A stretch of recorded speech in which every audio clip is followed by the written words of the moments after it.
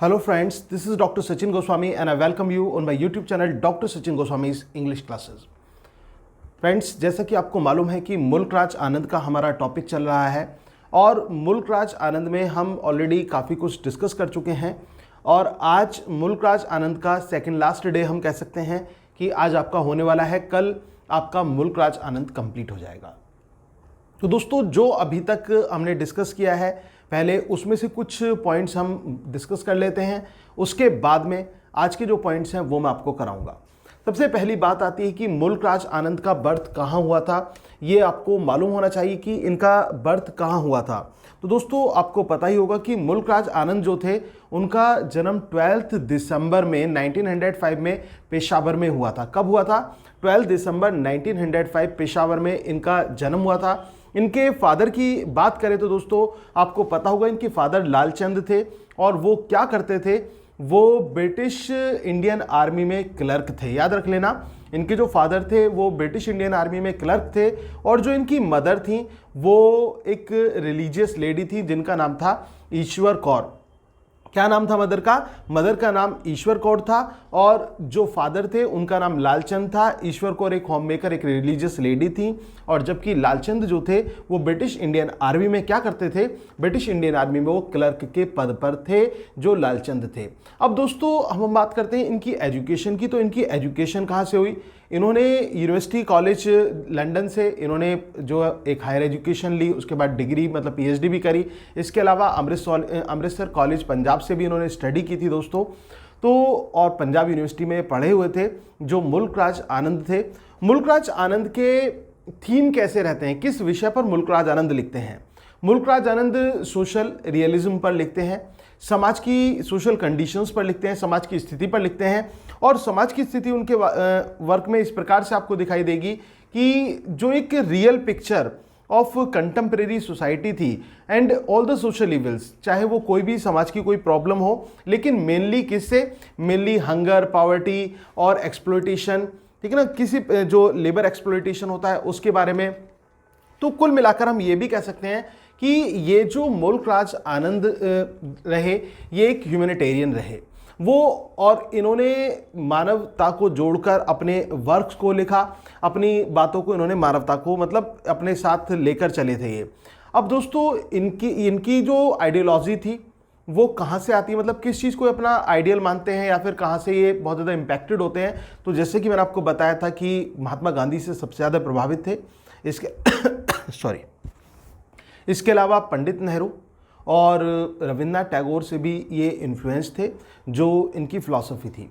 और गांधी जी जैसे कि एक सोशल वर्कर थे, तो उसी रूप में कहीं ना कहीं मुल्क राज आनंद भी अपने जो वर्क्स हैं, इनके जो अपने जो उपन्यास हैं, उनके थ्रू एक सोशलिज्म की आवाज़ उठाते हुए प्रतीत होते हैं।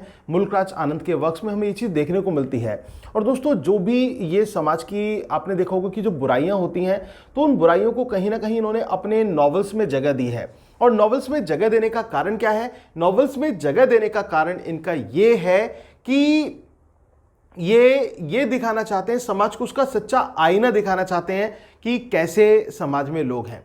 दोस्तों, आनंद का आपने वो पढ़ा हो two leaves and a bird, तो उसका प्रीफेस में इन्होंने एक बात कही थी। इसके प्रीफेस में ये कहते हैं कि मैं जिन भी लोगों से जिन व्यक्तियों से मैंने मिला, उनसे मेरी बातें हुई, उनको मैंने जाना और वही लोग मेरे अपने उपन्यासों में, मेरे अपने वर्क में वही लोग किरदार के रूप में आपको नजर आते हैं। तो कुल मिलाकर जिन लोगों से ये परिचित हुए, जिन लोगों को इन्होंने जाना पहचाना, उन्हीं को अपने कार्य में इन्होंने एक तरह से जगह दी थी। दोस्तों, एक नॉवलिस्ट थे, मैंने आपको बताया था, क्वेश्चन बहुत इंपॉर्टेंट है अपने आप में कि एक नॉवलिस्ट थे अर्नेस्ट हेमिंग्वे। अर्नेस्ट हेमिंग्वे एक पॉइट है, एक नॉवलिस्ट है। तो हेमिंग्वे से इनकी मुलाकात हुई थी और क्वेश्चन ये नहीं आता, क्वेश्चन ये पूछा जाता है कि कौन सा वो राइटर था जिनसे मुल्क राज आनंद की मुलाकात हुई थी and he committed suicide. So your answer will be Ernest Hemingway. आपका आंसर क्या होगा? आपका आंसर होगा अर्नेस्ट हेमिंग्वे। अब जो ये इनका अनटचेबल है, किसके रेनाउंड एफर्ट से ये पब्लिश हुआ? तो your answer will be E M. Forster. तो आपका आंसर क्या होगा? आपका आंसर होगा दोस्तों ई.एम. फॉरेस्टर। अब जो ये अनटचेबल इनका वर्क है दोस्तों, अनटचेबल में किस चीज़ को इन्होंने दिखाया है? इसमें दिखाया है सोशल डिस्क्रिमिनेशन को। जो समाज में भेदभाव है, स्पेशली कास्ट डिस्क्रिमिनेशन, जो ये जाति का भेदभाव है ना, उसको इन्होंने यहाँ पर रिप्रेजेंट किया कि किस प्रकार से एक समाज में अनटचेबिलिटी को रिप्रेजेंट किया जाता है। और बाखा जो उस समाज में पला बड़ा हुआ है, वो उसी समाज का एक व्यक्ति है, बशर्ते उसको वो काम करना पड़ता है, दूसरों की डर्ट और डस्ट को उठाना पड़ता है, लेकिन उसके बावजूद भी उसके जो वेज एंड डेज हैं, जो उसका लिविंग पैटर्न है, दैट इज़ क्वाइट डिफरेंट, वो बिल्कुल अलग है। वो ऐसा नहीं बनना चाहता जैसे कि उसका भाई और उसके फादर हैं, तो वो राखा और लाखा की तरह नहीं बनना चाहता है, वो बड़ा बनना चाहता है, बड़ा आदमी, क्योंकि हर किसी को देखो सपने देखने का पूरा हक है और समाज में ये भेदभाव होना भी नहीं चाहिए। तो कहीं ना कहीं वो यही आवाज़ उठाते हुए हमें नज़र आते हैं। अब जो ये मुल्कराज आनंद थे दोस्तों, इन्होंने फाउंडेड किया था किसको? द प्रोग्रेसिव राइटर्स एसोसिएशन को। याद रख लेना, मुल्कराज आनंद फाउंडेड प्रोग्रेसिव राइटर्स एसोसिएशन। जो प्रोग्रेसिव राइटर्स एसोसिएशन थी, उसके फाउंडर कौन थे? क्वेश्चन पूछा जाता है कि who was the founder of progressive writers association. तो फिर आपका आंसर क्या होगा? आपका आंसर होगा मुल्कराज आनंद। मुल्कराज आनंद जो थे वो प्रोग्रेसिव राइटर्स एसोसिएशन के फाउंडर भी रहे हैं। और थीम में आपको ऑलरेडी बताई जा चुका हूं कि इनकी जो थीम थी वो किस प्रकार से थी। अब इसके अलावा जो मुल्कराज आनंद रहे थे दोस्तों, इन्होंने एक मैगजीन को एडिटर भी किया था, मतलब he was an editor of a magazine. Magazine का नाम क्या था? मैगजीन का नाम था मार्ग। जिस मैगजीन को इन्होंने एडिट किया था दोस्तों, उस मैगजीन का नाम क्या था? मार्ग मैगजीन को इन्होंने एडिट किया था। He was an editor of the मार्ग मैगजीन। कौन सी मैगजीन के एडिटर थे? मार्ग मैगजीन के ये एडिटर रहे थे। गांधी जी की फिलॉसफी को मानने वाले थे। और एक क्वेश्चन और कि किस किरदार में गांधी जी की किस वर्क में गांधी जी की स्पीच को भी जगह दी गई, तो वो इनका वर्क था अनटचेबल। अनटचेबल इनका वर्क था। अनटचेबल में इन्होंने जो है गांधी जी की जो स्पीच थी उसको जगह दी गई अनटचेबल में। एक क्वेश्चन ये आता है कि किस अपने वर्क में इन्होंने बार्बर्स की जो लाइफ है उसको रिप्रेजेंट किया? तो सिंपल सा आंसर है barbers trade union. Barbers trade union जो कि इनकी एक स्टोरी है, उसमें इन्होंने बार्बर्स की लाइफ को भी रिप्रेजेंट किया था मुल्कराज आनंद ने। जो बार्बर की लाइफ थी दोस्तों, वो भी इन्होंने दर्शाई थी बार्बर्स की लाइफ को।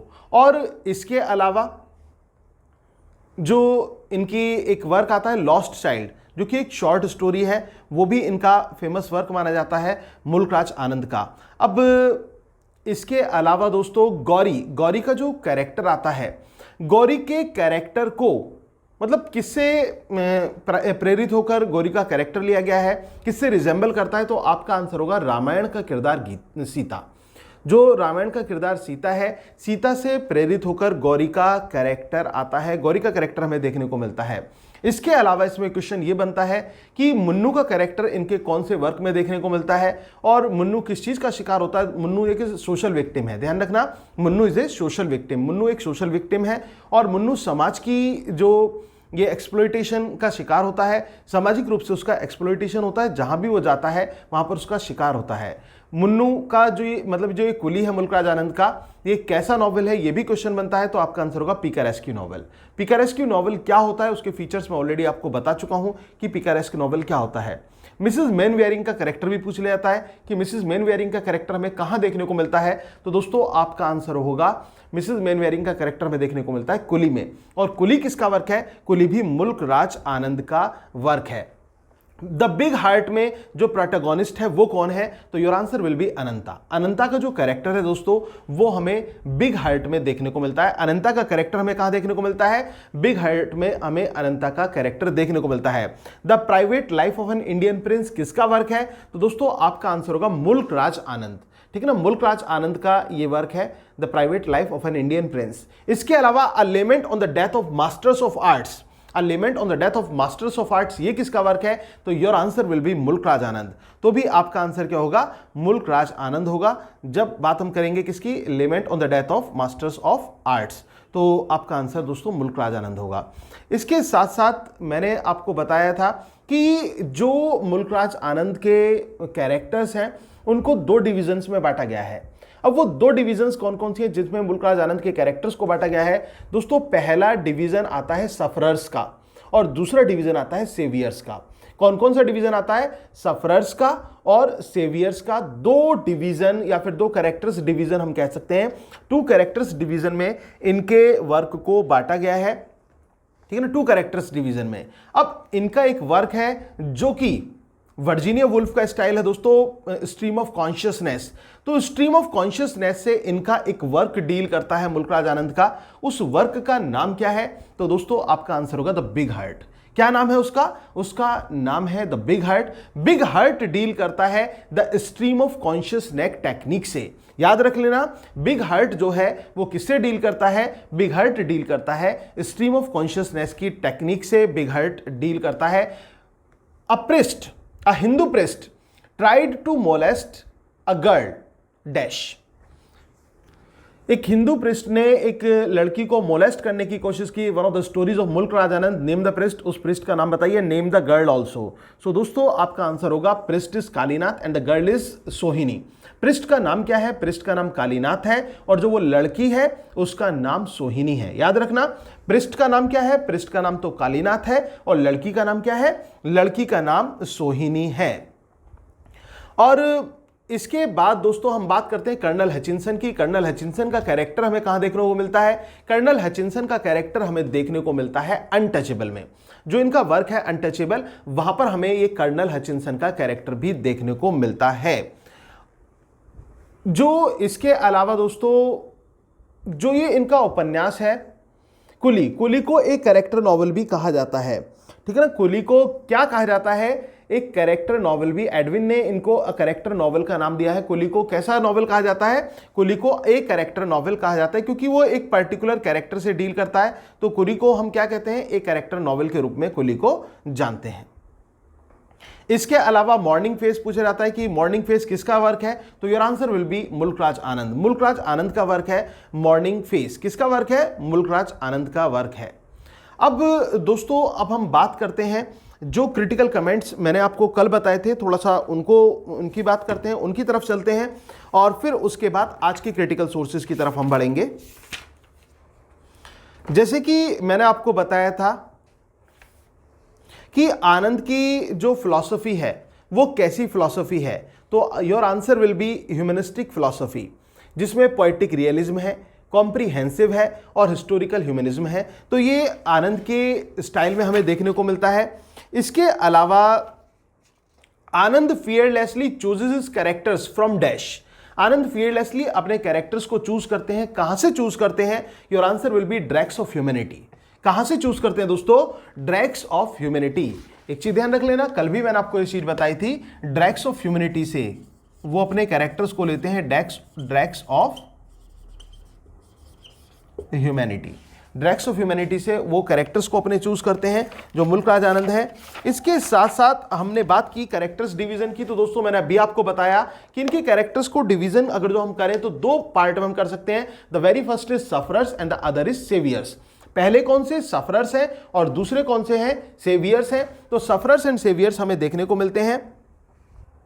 इसके साथ साथ ये स्टेटमेंट किसने कहा है? Those people who I say I have no theory of fiction are more or less correct. वो लोग जो ये कहते हैं कि मेरे पास कोई थ्योरी ही नहीं है फिक्शन से लिखने की, उपन्यास लिखने की मैं कोई थ्योरी ही नहीं रखता, तो वो कहीं ना कहीं वो ज्यादा या कम रूप से वो सही बात कह रहे हैं। बिल्कुल सही वो लोग कह रहे हैं, ठीक है। और वो ये भी कहते हैं कि फिक्शन लिखने के लिए किसी थ्योरी की आवश्यकता नहीं होती। और वैसे भी मैंने आपको बताया मुल्कराज आनंद तो जड़ से जुड़े हुए व्यक्ति थे, जड़ से जुड़े हुए इंसान थे, और जड़ से जुड़े हुए इंसान को किस थ्योरी की आवश्यकता होगी? वो तो समाज के आईने को देख लेते थे, समाज में झांक लेते थे और उससे ही वो अपनी कलम को चला देते थे, अपनी कलम को एक नया रूप दे देते थे। ऐसे थे मुल्कराज आनंद।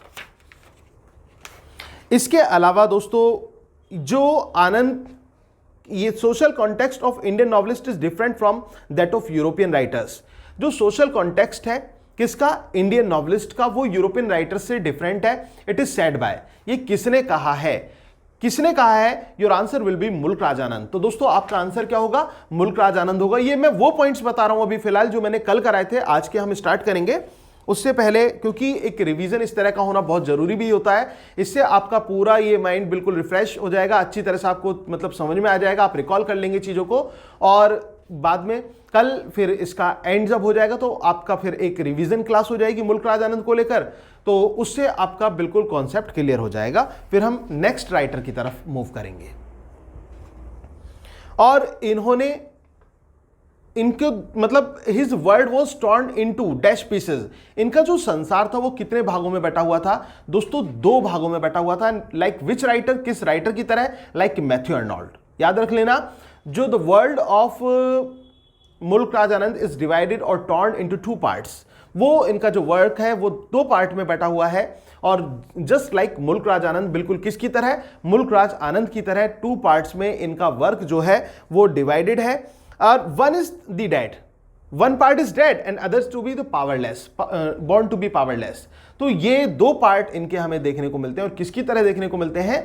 मुल्क राज आनंद की तरह ये 2 पार्ट हमें देखने को मिलते हैं। अब इसके बाद दोस्तों मैंने ये भी बताया था आपको, I wish to be just as a writer who has tried to tell the truth of life. मैं ऐसे राइटर की तरह जज करना, मतलब मैं चाहता हूं कि मुझे लोग ऐसे जज करें।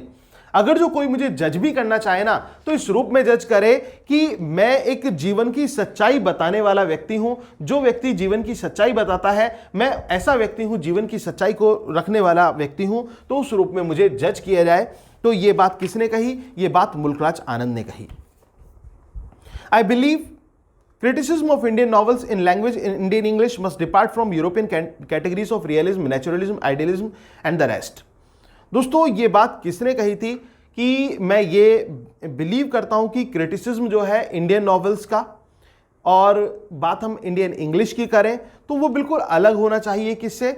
यूरोपियन कैटेगरीज से। यूरोपियन कैटेगरीज जो होती हैं रियलिज्म की, नेचुरलिज्म की, आइडियलिज्म की and the rest. It is said bye मुल्क Raj Anand.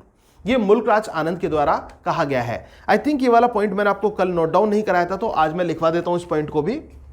Just a minute.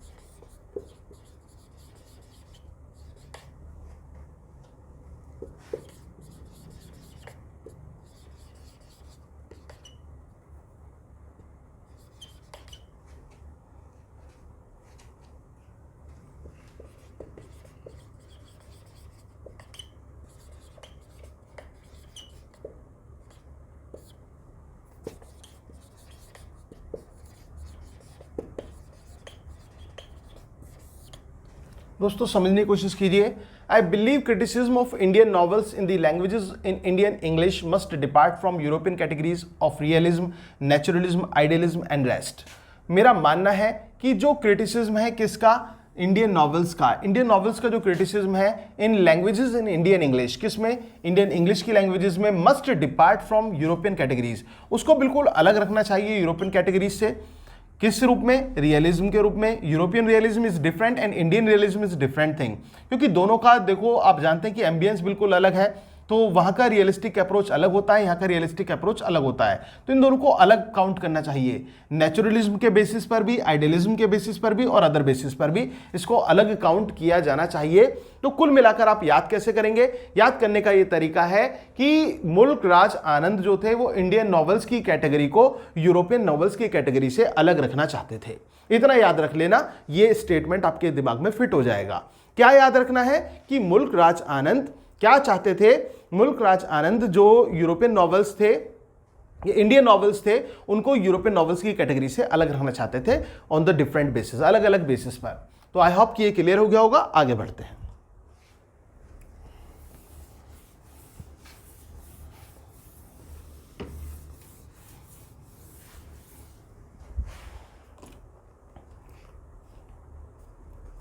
दोस्तों ये मैंने आपको बताया था कि आनंद जो है वो लिटरेचर का यूज करते हैं। किस चीज के लिए यूज करते हैं? Anand uses literature to modify society, for the modification of society.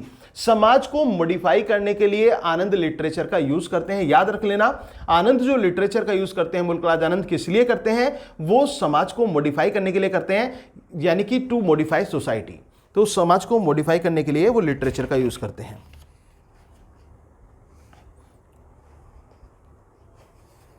अब इसके बाद हम आज के पॉइंट्स हम स्टार्ट करते हैं।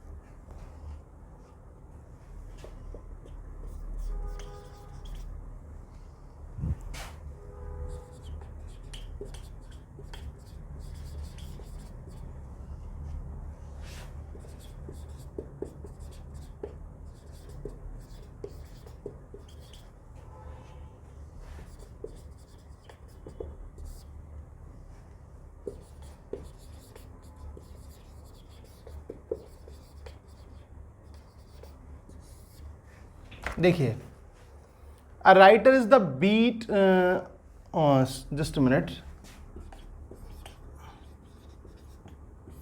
अ writer is the heartbeat of literature, there can be no life without a live heart. इसको याद रख लेना। हार्ट बीट किसको कहा है, किसने कहा है? ध्यान रखना, ये दिल की धड़कन, ठीक है ना। लिटरेचर की दिल की धड़कन कौन है? लेखक। वो गाना सुना है, तुम दिल की धड़कन में रहते हो, तो दिल की धड़कन में कौन रहता है? लेखक रहता है। और किसका दिल? लिटरेचर का, साहित्य का। तो इस चीज को आप दिमाग में बिठा लेना कि लेखक साहित्य के दिल की धड़कन माना जाता है। किसने कहा? मुल्कराज आनंद ने कहा। मुल्कराज आनंद ने राइटर को कंपैरिजन किया, किससे? हार्ट बीट से, heartbeat of literature. Literature की हार्ट बीट से कंपेयर किया कि जो लिटरेचर है, लिटरेचर क्या है? लिटरेचर एक दिल है, और उस दिल की धड़कन कौन है? दिल की धड़कन है लेखक। जो राइटर होता है वो इस दिल की धड़कन है। तो याद रहेगा ये दोस्तों। आगे बढ़ते हैं।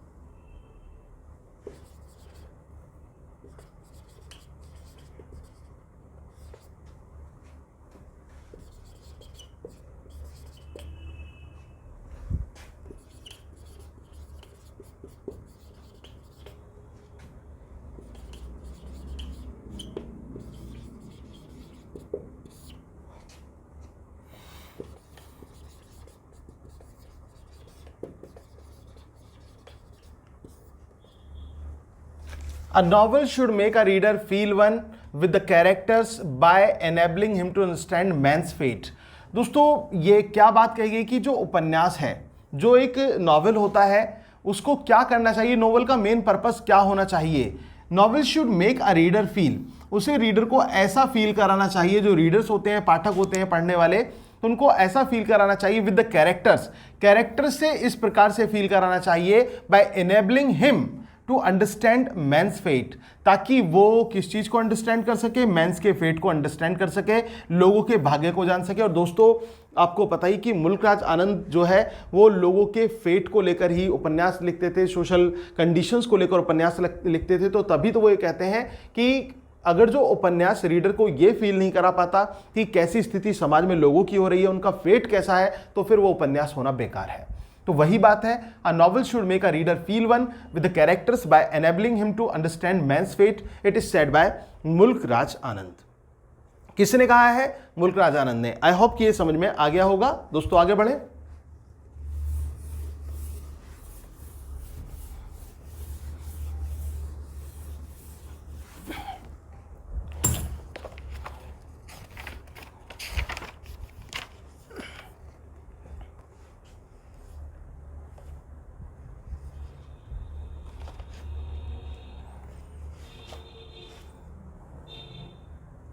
ये मैंने आपको कल ही बताया था कि which writer is known as comprehensive historical humanism, तो answer will be Mulk Raj Anand. ये अभी हमने बात की थी कि जो मुल्कराज आनंद थे, एडमायरर्स थे, इन्फ्लुएंस थे किससे? फिलॉसफी से, महात्मा गांधी के, रविन्द्रनाथ टैगोर की और जवाहरलाल नेहरू की। आनंद के ह्यूमनिज्म की बात करें तो उनका ह्यूमनिज्म क्या है दोस्तों, इस पर हम डिस्कस कर लेते हैं।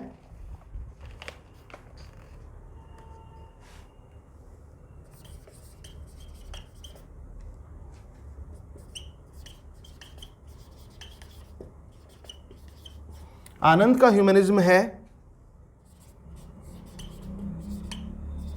Ethics without God. ये इनका ह्यूमनिज्म मान लीजिए, इनकी फिलॉसफी मान लीजिए, इनका वे ऑफ राइटिंग मान लीजिए, सॉरी इनका एक सोचने का तरीका मान लीजिए। तो क्या है आनंद का humanism? That is ethics without God. तो कहने का मतलब he did not believe in the existence of God. ये भगवान के एग्जिस्टेंस में विश्वास नहीं करते थे। जो मुल्कराज आनंद थे वो भगवान के भगवान का जो अस्तित्व है उसमें विश्वास नहीं करते थे। अब दोस्तों इसका कारण क्या था? क्यों इनका मतलब भगवान से रूठे हुए दिखाई पड़ते हैं, भगवान को नहीं मानने वाले दिखाई पड़ते हैं? तो इसके पीछे कारण है। इसके पीछे कारण यह है कि इनकी बहन, इनकी कजिन थी कौशल्या। कौशल्या इनकी कजिन का नाम था, और जब वो मात्र 9 साल की थी, when she was only 9 years old, तो उसको भगवान ने अपने पास बुला लिया था, यानी कि कौशल्या की मृत्यु हो गई इतनी छोटी सी उम्र में। तभी से मुल्कराज आनंद टूट गए, और मुल्कराज आनंद ने बहुत सारे क्वेश्चंस किए गॉड से। भगवान से पूछा कि जब तुम्हें इतनी कम उम्र में उठाना ही था तो फिर तुमने भेजा क्यों? जब हमने प्रार्थनाएं की कि इसको मतलब बचा लो, इसको कुछ ना हो, तो तुमने हमारी एक ना सुनी। और तभी से उनको लगने लगा कि भगवान नाम की कोई चीज इस दुनिया में है ही नहीं, ये भगवान है ही नहीं। जो भगवान हमारी मन्नतों को ना मान सके, हमारी बातों को ना मान सके, वो भगवान ही क्या। तो तभी से ये, लेकिन इनका मानना था आइडियोलॉजी जो होती है वो जरूर होनी चाहिए, और वो इंसान के अपने कर्म पर डिपेंड करती है कि हम अच्छे काम करेंगे तो लोग हमें पहचानेंगे, या ये भगवान हो या ना हो। तो तभी ये कहते हैं एथिक्स विदाउट गॉड, कि एथिक्स तो है, हमारी पॉलिसीज तो हैं, हमारे अंदर मॉरल ड्यूटीज तो है, but that is without God. वो कैसी है? Without God. So this was the humanism of Anand, Mulk Raj Anand का दोस्तों ये ह्यूमनिज्म था। कारण भी मैंने आपको बताया कि कारण क्या था। कारण ये था, इनकी कजिन जो थी उनकी मृत्यु 9 साल में हो गई थी। जब वो 9 साल की थी तो तभी से ये भगवान के खिलाफ हो गए थे। उन्होंने बहुत सारी मतलब भगवान के खिलाफ, भगवान से बहुत सारी बातें कहीं, और भगवान को फिर लास्ट में उन्होंने डिक्लेयर कर दिया कि द गॉड एग्जिस्ट नोवेयर, कि गॉड तो कहीं है ही नहीं, गॉड का कोई अस्तित्व ही नहीं है। और इसके साथ साथ ये इस फिलॉसफी में विश्वास करते थे कि कल मैंने आपको बताया था कि every man is the master of his own destiny. हर व्यक्ति अपनी तकदीर का मालिक होता है, तो अपनी तकदीर बनाना हमारे अपने हाथ में होता है। दोस्तों, आपको भी अपनी तकदीर बनानी है। ये कहते हैं कि आप किसी पंडित को दिखाते हो, भाई हाथों की लकीरें जो हैं वो आपकी सही नहीं है, आपकी दिशा सही नहीं जा रही है। दोस्तों, हाथों की लकीरें तो खुद बनाई जाती हैं। याद रख लेना, हाथों की लकीरों को जो है आप ये मत सोचकर बैठो कि मेरे तो हाथ में नौकरी ही नहीं है, मेरे हाथ में नौकरी नहीं है, तो ये सोचकर बैठोगे तो आप शायद नौकरी ना पा पाओ। वो तो कर्म के ऊपर डिपेंड करता है। मैं आपसे हमेशा कहता हूं, गीता में भी लिखा हुआ है कि कर्म ही सबसे बड़ी चीज होती है। आप अपने कर्म किए जाएं, अच्छे कर्म किए, अच्छे कर्म करोगे तो लकीरें तो स्वतः बन जाएंगी। लकीरें बने ना बने, लेकिन आपकी तकदीर जरूर बन जाएगी। तो वही चीज है दोस्तों कि अगर जो मेहनत करते हैं तो हम अपना मुकद्दर खुद बना लेते हैं। तो आपको उसी तरह से मेहनत करनी है और अपनी तकदीर भी बनानी है, और वो आपके ऊपर डिपेंड करता है कि मैं ये नहीं कहता कि हमें आस्तिक होना चाहिए, नास्तिक होना चाहिए। देखो, मैं तो गॉड में बहुत ज़्यादा बिलीव करता हूँ, बहुत ज़्यादा ट्रस्ट करता हूँ, और मैं जो क्या कहते हैं, लेकिन उन लोगों के खिलाफ भी मैं कोई बात नहीं करूंगा जो भगवान में नहीं मानते, क्योंकि सबकी अपनी अपनी फिलॉसफी होती है, अपना अपना वे ऑफ लाइफ होता है। तो आप माने भगवान को, ना माने, लेकिन कर्म को तो माने ना, कर्म को प्रधानता दें, अपने कर्म को करते रहें, अच्छी तरह से अपने कर्म करें। कर्म अच्छे करेंगे तो परिणाम भी अच्छा ही होगा।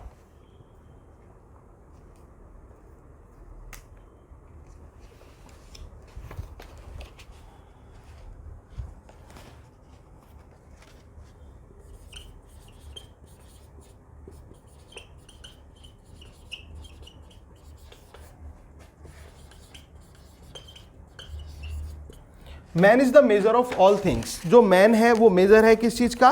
ऑल थिंग्स का। तो man is the measure of all things, ये जो बात कही, man is the measure of all things, ये किसने कही?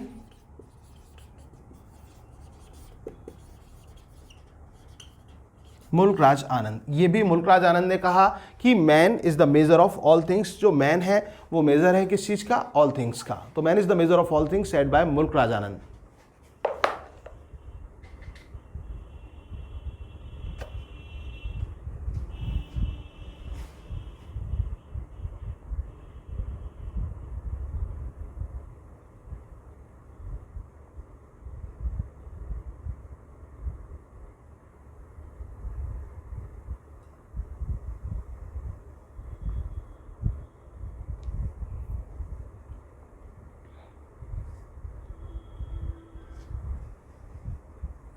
तो man is the measure of all things, said by Mulk Raj Anand. वो मुल्कराज आनंद का कहा गया है। मुल्कराज आनंद ने बोला है man is the measure of all things.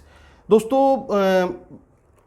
I just checked out कि हो सकता है वीडियो में थोड़ी प्रॉब्लम हो गई हो, ब्लर आ गया हो, तो लेकिन आवाज़ तो मेरी आपको सुनाई दे रही होगी ना। तो आवाज़ आपने मेरी सुनी, मेरी बातों को सुना, मेरी लाइंस को सुना। तो मैं अब आपको जो है ना एक काम करूंगा कि ये जो मैंने आज आपको लाइंस समझाई, अगर जो इनकेस वो आपके पास नहीं आ पाई, क्योंकि मैं पूरी वीडियो को नहीं चेक कर पा रहा हूँ, तो जो वो लाइंस आपको दिखाई दी नहीं दिखाई दी, इट मेक्स नो डिफरेंस। मैं आपको इनकी इमेजेस सेंड कर दूंगा, ठीक है ना। इन लाइंस को लिखकर मैं आपको सेंड कर दूंगा ताकि आपको आसानी से मतलब वो चीज़ क्लियर हो जाए। और बाकी अभी तो कोई प्रॉब्लम नहीं होगी, तो अभी तो आपको विजिबल होगा, सब चीज़ें अच्छी तरह से दिख रही होंगी। तो ये चीज़ आप नोट कर लेना, मतलब अच्छी तरह से समझ लेना जो मैंने अभी आपको ये समझाया है। तो Anand humanism is ethics without God, और man is the measure of all things, said by Mulk Raj Anand. ये किसने कहा? ये मुल्कराज आनंद ने कहा।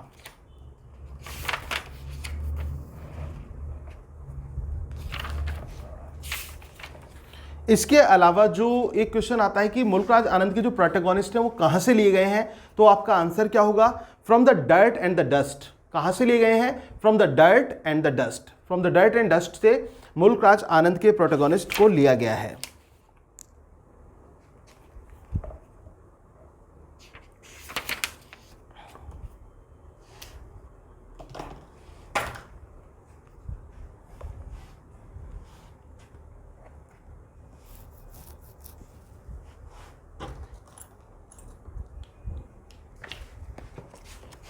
Let me find the dust.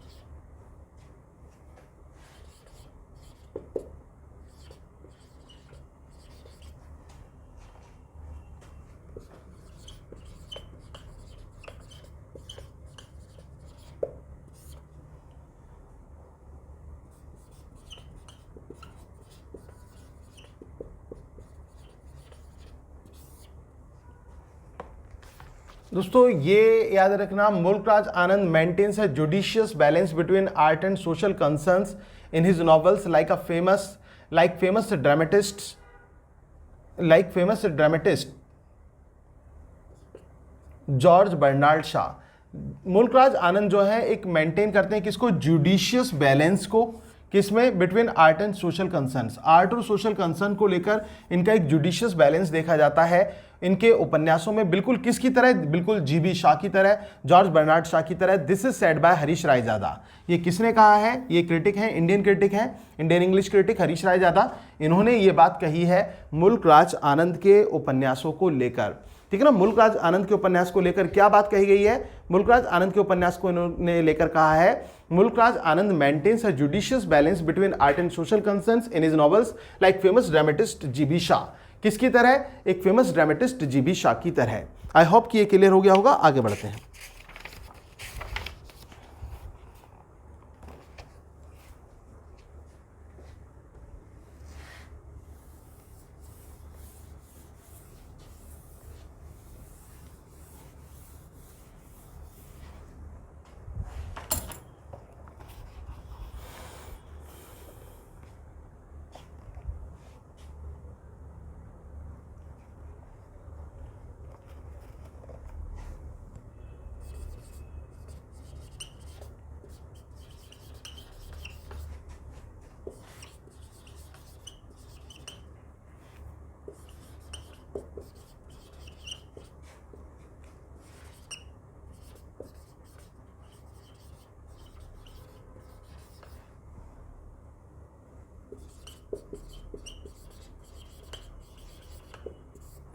Anand keenly feels the pain and pleasures of untouchables. Anand जो है वो कीनली फील्स करते हैं किसको, पेन एंड प्लेजर्स को, किसके, अनटचेबल्स के पेन एंड प्लेजर्स को आनंद फील करते हैं। तो इसमें केवल ये होगा, Anand keenly feel the pain and pleasures of dash. Your answer will be untouchables.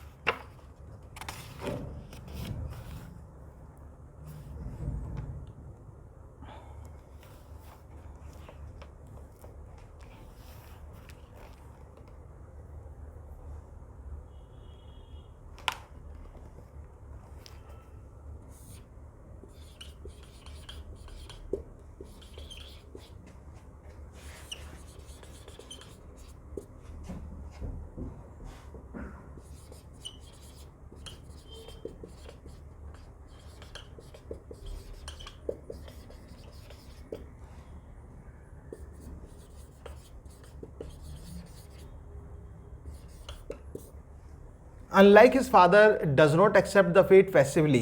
कौन अपने फादर की तरह पैसिवली अपने फेट को एक्सेप्ट नहीं करता, तो दोस्तों अनटचेबल का बाखा का किरदार है। अनटचेबल में बाखा का किरदार, वो अपने फादर की तरह उस काम को, स्वीपर वाले काम को नहीं करना चाहता है।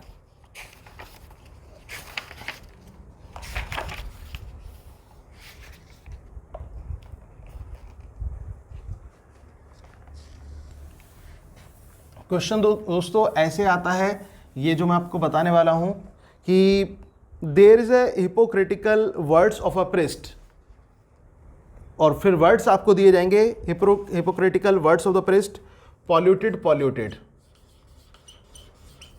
Polluted, polluted. ये ढोंगी शब्द है, दिखावे के शब्द हैं। ये किसने कहे, तो दोस्तों आपका आंसर होगा अनटचेबल में ही है, पंडित कालीनाथ। पंडित कालीनाथ के द्वारा ये शब्द बोले गए थे जब सोहिनी को उसने बुलाया, और जब सोहिनी ने उसका विरोध किया तो वो पॉल्यूटेड पॉल्यूटेड कहकर चिल्लाने लगा, तो उस समय ये वर्ड्स कहे गए। तो हिपोक्रिटिकल वर्ड्स हैं of the priest, Pandit Kalinath. I hope कि क्लियर हो गया होगा। आगे बढ़ते हैं।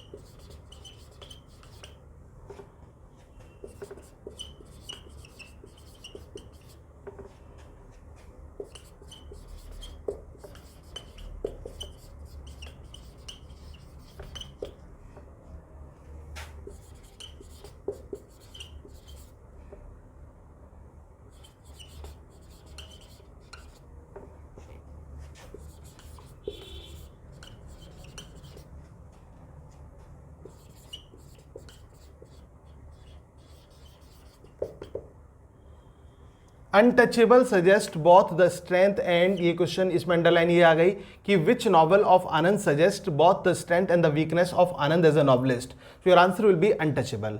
आपका आंसर क्या होगा? अनटचेबल। और दोस्तों ये भी इसमें क्वेश्चन पूछा जाता है ये स्टेटमेंट दिया किसने, किसने ये बात कही, तो your answer will be H M. Williams.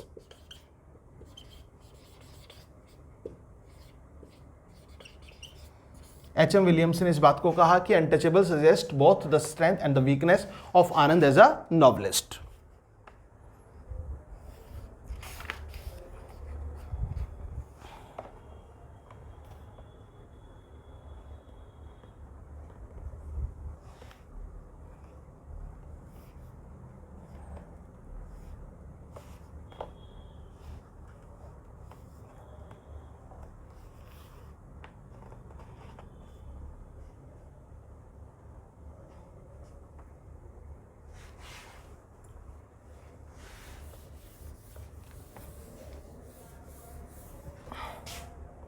दोस्तों आनंद का एक नॉवल आता है द रोड, इतना याद रख लेना, इसको सबसे ज़्यादा कमज़ोर नॉवल माना गया है मुल्कराज आनंद का। द रोड को सबसे ज़्यादा कमज़ोर नॉवल माना गया है मुल्कराज आनंद का। जैसे मुल्कराज आनंद इतना अच्छा लिखते हैं, इतना बढ़िया उनका स्टाइल है, लेकिन द रोड की बात करें तो रोड में वो चीज़ नहीं दिखाई पड़ती। तो कुल मिलाकर उनकी सड़क में गड्ढे हो गए, ये याद रख लेना। आनंद की सड़क में क्या हो गए? गड्ढे हो गए। तो कुल मिलाकर आनंद की सड़क जो थी वो स्मूथ नहीं हो पाई। तो अब हम बात करते हैं इसकी।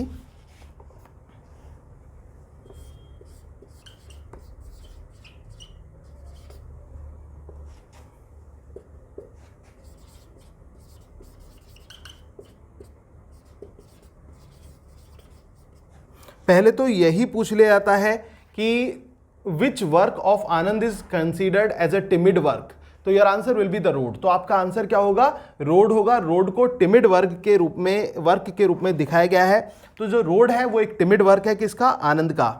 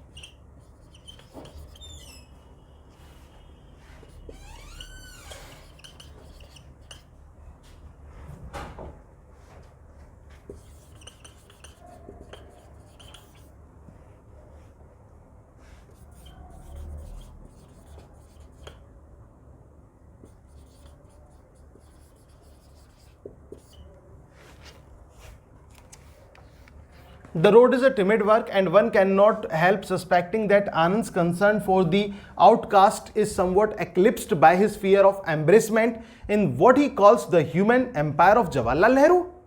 तो ये स्टेटमेंट आता है कि आनंद का जो ये रोड वर्क है इसको टिमिड वर्क कहा जाता है, और कोई इस बात को सस्पेक्ट करने, मतलब one can not help suspecting that Anand concern, की जो आनंद का कंसर्न है किस चीज के लिए? आउटकास्ट के लिए, वो कहीं ना कहीं गायब सा होता दिखाई पड़ा, उसमें ग्रहण सा लग गया। इसको ये सोचकर कि उसको एम्ब्रेसमेंट के रूप में उसने लिया, what he calls the human empire of Jawaharlal Nehru, और जिस चीज को वो human empire of Jawaharlal Nehru कहता है वहीं पर वो फीके पड़ गए। कुल मिलाकर आनंद जो है वो फीके पड़ गए। तो कुल मिलाकर आपको याद रखना है कि इनका टिमिड और वीक वर्क माना जाता है रोड। और ये बात किसने कही है दोस्तों? ये बात कही है सैरोस्कावस जी ने।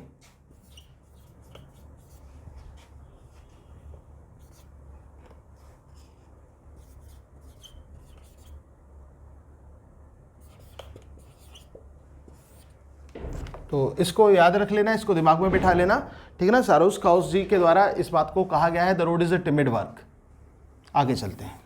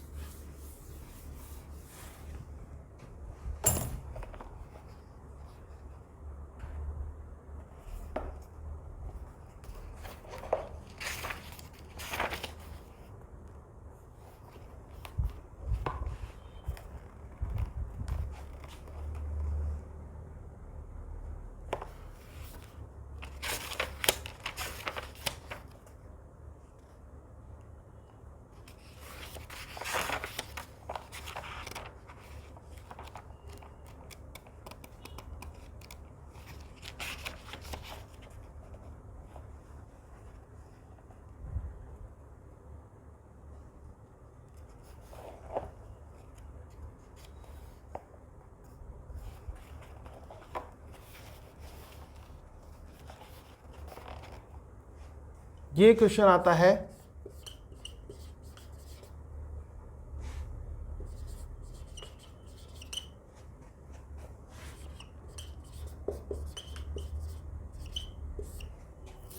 ये मेल डोमिनेटेड पार्ट का, ये इनका वर्क है। मेल डोमिनेटेड सोसाइटी को जो रिप्रेजेंट करता है, the old women and the cow represent male dominated society. इस चीज़ को याद रख लेना। ये पब्लिश हुआ था 1960 में, ठीक है ना। ये 1960 में पब्लिश हुआ था।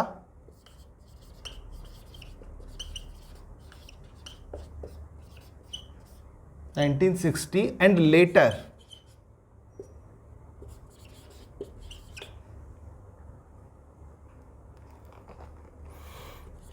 on published, rather we can say republished,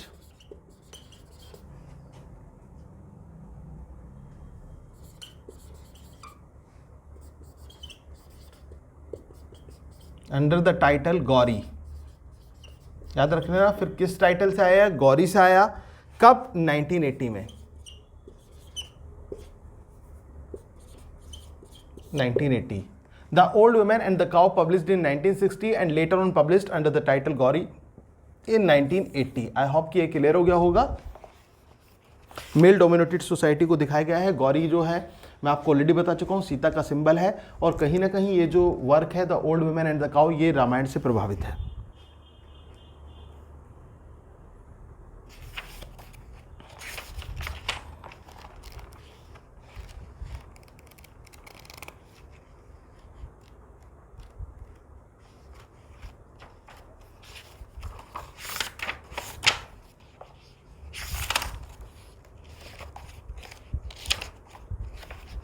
तो ये थे अभी तक के मेजर पॉइंट्स। तो आज के लिए दोस्तों इतना ही रखेंगे।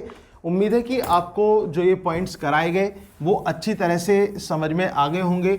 सबसे पहले हमने बात की मुल्क राज आनंद की लाइफ की, उनके वर्क्स की, उनके लाइफ स्टाइल की, उनकी थीम्स की, द वेरिएशंस ऑफ वर्क्स की, और इसके बाद क्रिटिकल पॉइंट्स मैंने आपको उनके बारे में लिखवाए, क्रिटिकल सोर्सेज आपको तैयार कराए। तो आपको अच्छी तरह से सारा कॉन्सेप्ट क्लियर हो गया होगा। हो सकता है स्टार्टिंग में वीडियो में कुछ ब्लर हुआ हो दोस्तों, लेकिन क्या कहते हैं, आपको मेरी आवाज़ तो सुनाई दी होगी, तो आप उसको ध्यान से सुने, ठीक है, उसको अच्छी तरह से सुन लें। बाकी लाइंस की कोई चिंता ना करें, लाइंस 1-2 दिन में या आज मैं आपको वो सेंड कर दूंगा, ठीक है ना, तो उनको आपको सेंड कर दिया जाएगा, तो उसकी आप चिंता ना करें। Thank you very much, yours doctor Sachin Goswami. Video पसंद आई हो तो लाइक और कमेंट जरूर करना। Thank you very much.